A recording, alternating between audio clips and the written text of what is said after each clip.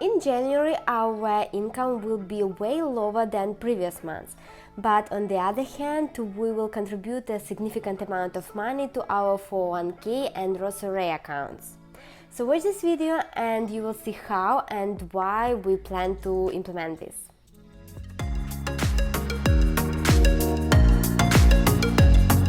My name is Irene, and on this channel I talk about our family finances, how to live a more frugal life, and what's the point of saving money instead of spending on beautiful things Target and Amazon have to offer. In this video I will budget for the month of January 2022. We'll show all our real numbers so you will see how we manage our budget. This spreadsheet is completely empty. Well, I already pre-planned our 2022 budget in this section, so for each month of the year, planned numbers will be shown in the first column from the left. If you didn't see how I pre-planned the year, don't know what big expenses we plan to have and what we plan to do with the leftover money, go and check that video. Click the link in the description box below or click on the card on the top right corner of this video.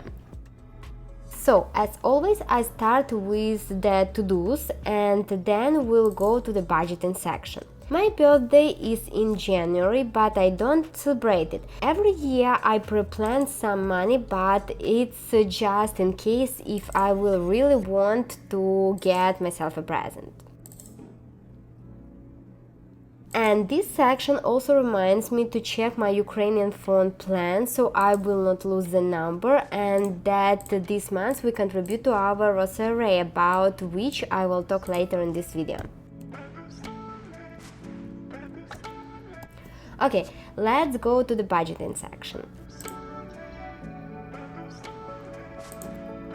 As you can see on top of the page, I start my year with $4,500.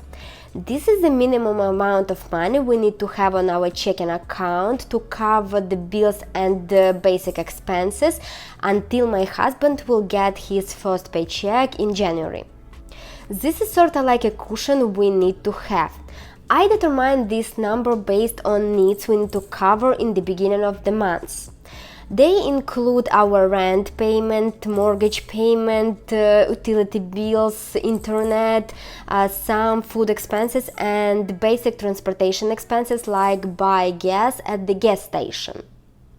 When on the 14th of January my husband will get his first paycheck, we will have more money to budget for other things like take a short staycation or buy some home decor items or other wants people tend to have.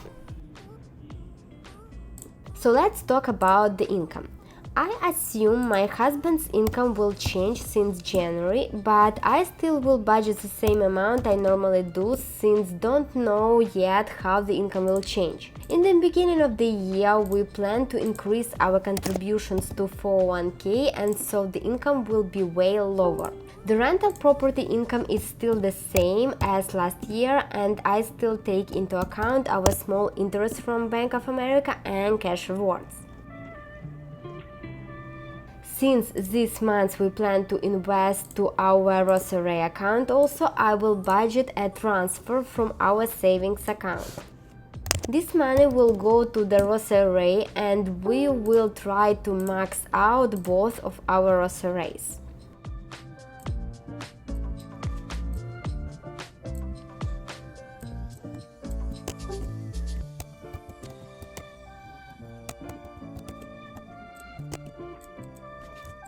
Numbers in the before take-home section didn't change much except the 401k contributions.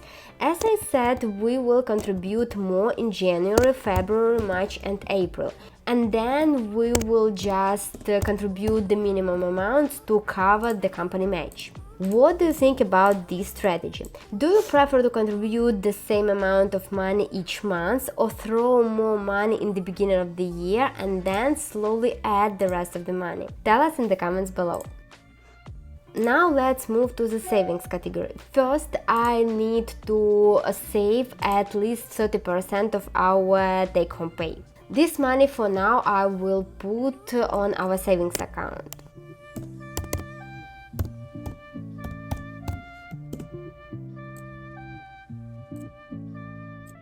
And I will use here our transferred money and will budget $12,000 to the ROTH IRAs.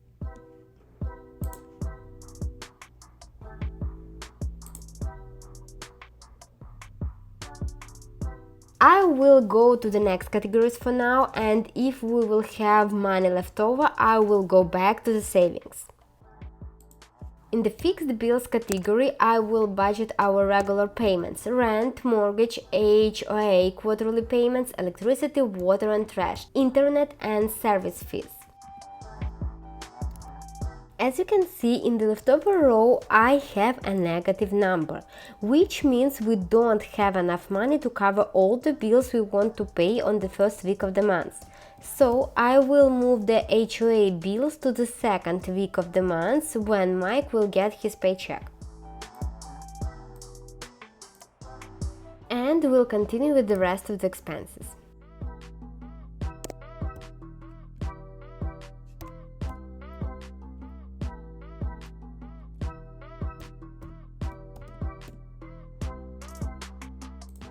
We don't have any debt except the mortgage, so we will skip this category. But for those of you who have bad debt, I suggest to find money in your budget and make additional payments to at least one of your debts so you will pay off it faster. Use a snowball method or an avalanche method, any method you feel comfortable with, but pay off that debt. In transportation category, I will budget $35 for gas. Normally I budget $70, but this month we want to challenge us spend less on gas.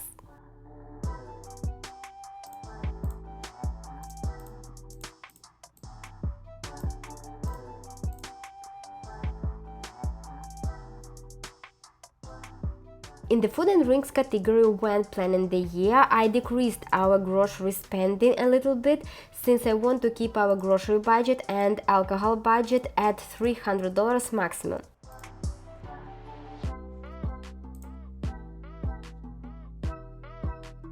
So this month for groceries, my new norm is $250 per month for the two of us, and for alcohol is $50.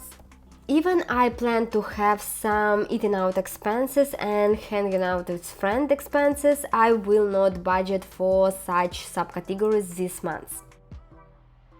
In the shopping category, we don't plan to have any specific expenses, but if something will pop up, I plan to have $200 set aside.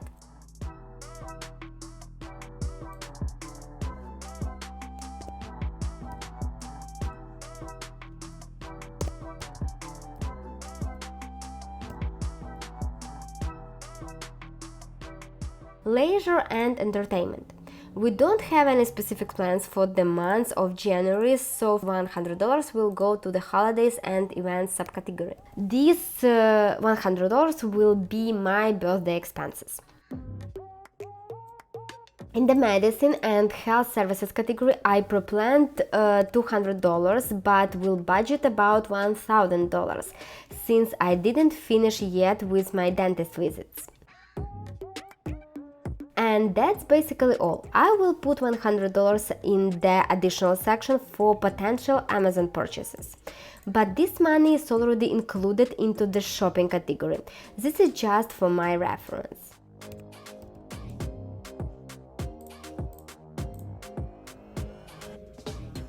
Let's go back to the savings category since we still have some money left over.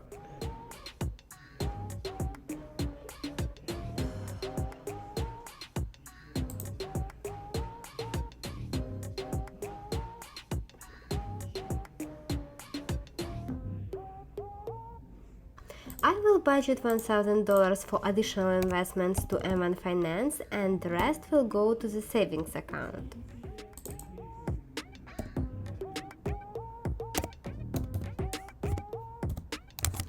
Now we have $0 left over, which means we distributed all our income. And by the end of the month, we have same $4,500 we started with. Let's go through the results.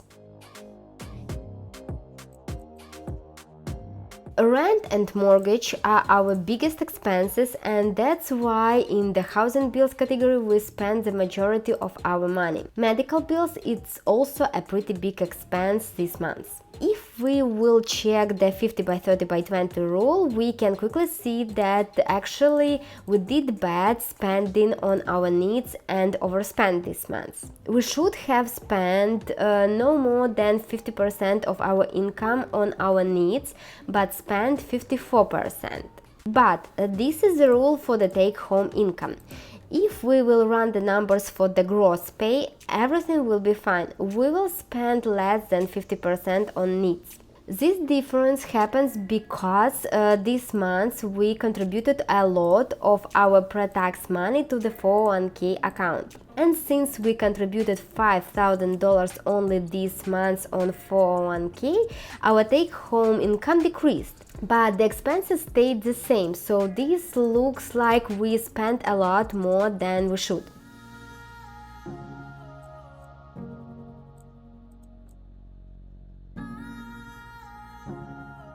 Let's analyze the graph. It represents how we plan to spend our income week by week. Each column is 1 week of the month, and since most of the time a month has 5 weeks, the last column represents all the days after 22nd. So as you can see, in January we budgeted basically only for the first 3 weeks and do not plan to spend money after 22nd of January. This will be our small January challenge. We will see how it goes. Now this year I added some new data to the results section. At first sight we can see that this month we saved over $16,000 while spent about $6,500. But I wanted to see how much money we actually save after all the expenses. I mean, savings total row shows all the transfers we made to our savings accounts or invested, including money we had as a cushion on the checking account and our transfers from the savings account. So the $16,000, it's not accurate number. Part of this money we already had saved. So I added a new row, savings, income minus expenses, which shows only that part of the monthly income which was saved after all the expenses. So based on these graphs, you can see that 57% of our January take-home income was spent and only 43% saved.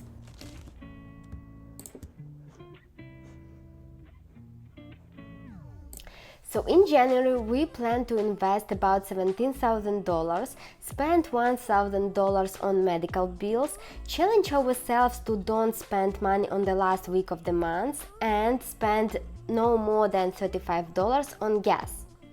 Subscribe to the channel and watch our next videos to know how we coped with this task.